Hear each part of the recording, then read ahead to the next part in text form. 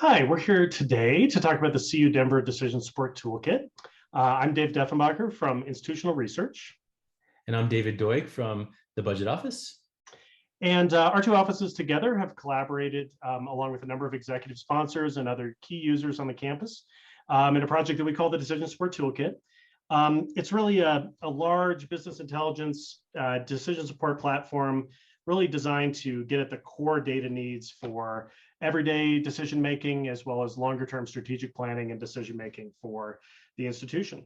And just to give a little bit of history of what the project is and why people on campus and even outside of campus have been interested in it. It was really born out a few years ago out of a campus transition to an incentive-based budget model for the schools and colleges and for central support units.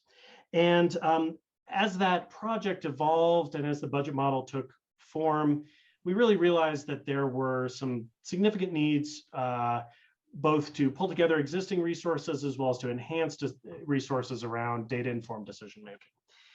And so the Decision Support Toolkit really came out of that budget model, but it's not strictly a fiscal planning tool.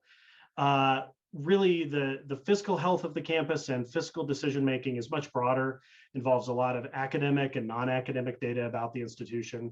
And the key important driver for all of this is to really get key decision making data points in the hands of users that can make those decisions on them, to do that in a timely way and in a comprehensive way to make that as easy as possible and as deep an experience as possible. So we want to share a little bit more information about the objectives behind the Decision Support Toolkit, and then we'll go through a few examples of how it works, some hands-on demo of some of the key modules of the Decision Support Toolkit, and David will tell you a little bit more about that in a moment. So some of the main objectives that were in play and continue to be in play as the tool evolves. As I mentioned, this really was built to be a decision support platform to help make data-informed decision-making a reality for decision makers at all levels of the institution. Since it was born out of the incentive-based budget model, many of the themes initially were around increasing revenues, containing costs, reallocating resources, all the goals of that budget model. But we've also continued to evolve beyond just those fiscal considerations. And it is a flexible platform. We're trying to be as responsive as we can to new strategic initiatives, new institutional challenges that arise, as well as user feedback, really making this a tool that the campus and the individual users own and that can evolve and change as their needs change. As I mentioned, it really was meant to be kind of a one-stop shop. So bringing together some identified needs already that existed on campus, some new data resources, pulling those things together, putting more information side by side to try to really facilitate insight in areas that if you look at one report over here, one dashboard over there, you may not be able to get that comprehensive insight that you get by seeing things side by side in the same context. And in some cases, we may have had some existing tools that just needed to be easier to access. Or there were small gaps in those tools that could be served by this tool as well. And so some of the school and college audience that we were working with initially had identified data needs that this was a great opportunity to fulfill as well. We're really trying to continue to innovate based on user experience to not just put existing reports, existing dashboards in a shinier new package, but really to add additional guidance, additional context and interpretation behind data. So you're not just looking at a data point, you're not just looking at one graph, but we've put some narrative, some text around it, and wherever we can, continuing to then take that off the page and consult with individuals on specific uses that they have. And again, that helps us get feedback and really evolve the tools. And in order to do all that, we really had to have this be a broad collaboration. So our office, Institutional Research, David's office in Budget and Fiscal Planning, very heavily involved with regular ongoing working sessions to build all this out, but also close collaboration with our information technology folks, human resources, student success, and other units that really have the content knowledge and the background information that help us make the data come to life and make it usable for as wide an audience as possible.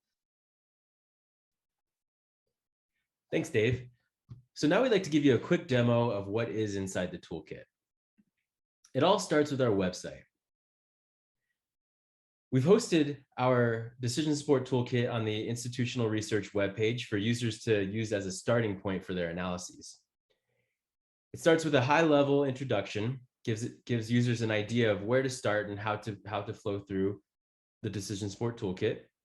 We have some announcements and updates on what's going on. And then we have links to each of our current 4 modules. Our current 4 modules are the unit profile, which is a high-level overview of a school's and college's inputs and outputs.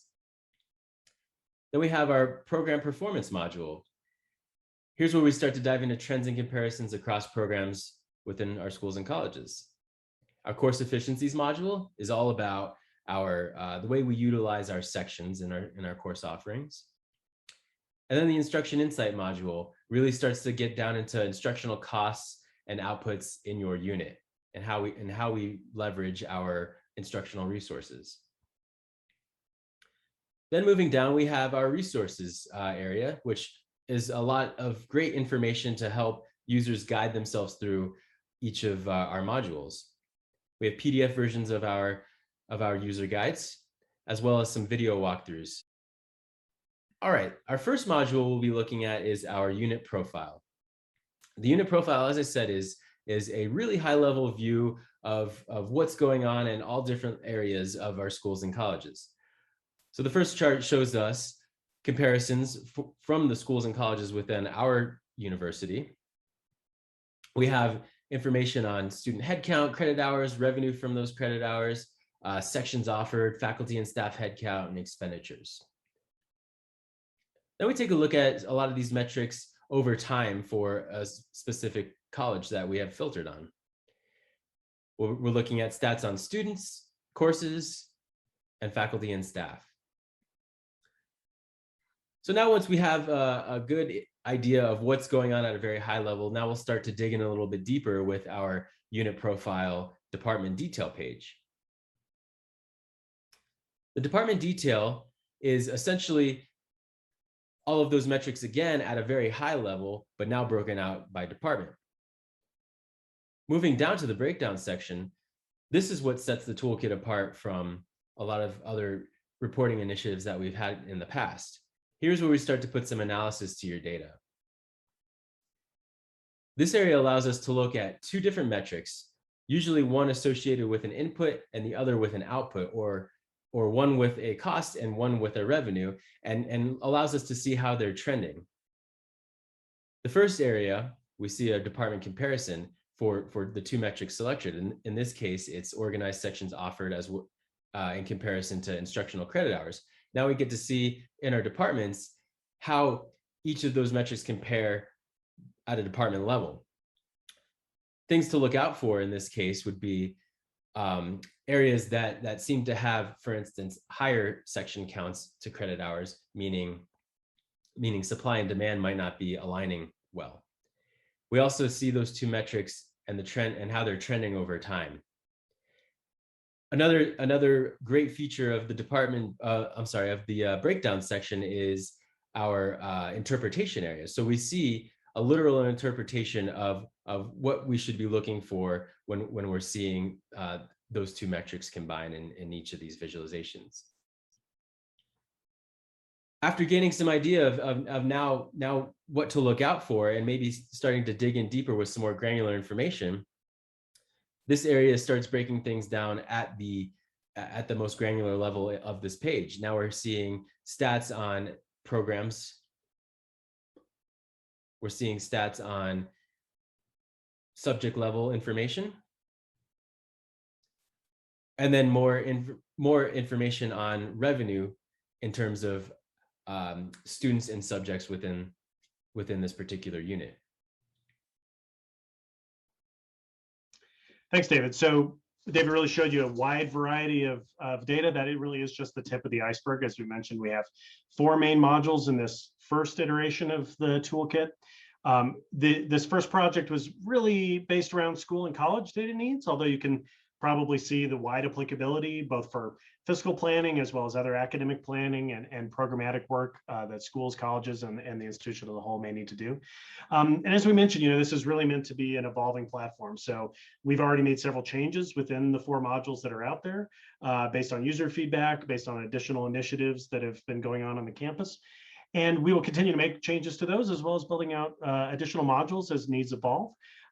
We really want to make it kind of the hub for data-informed decision-making, for fiscal purposes, for academic planning, for long-term strategic planning, as I mentioned, and really to let the users on the campus drive the needs that they bring their needs forward and drive what it looks like, what it feels like, and what that experience is. Happy to talk more with anybody who's interested in finding out more about the toolkit. Just find us on the website. We have our contact information there. And thanks for taking a few minutes to learn a little bit more about the CU Denver Decision Support Toolkit, and hope you enjoyed it.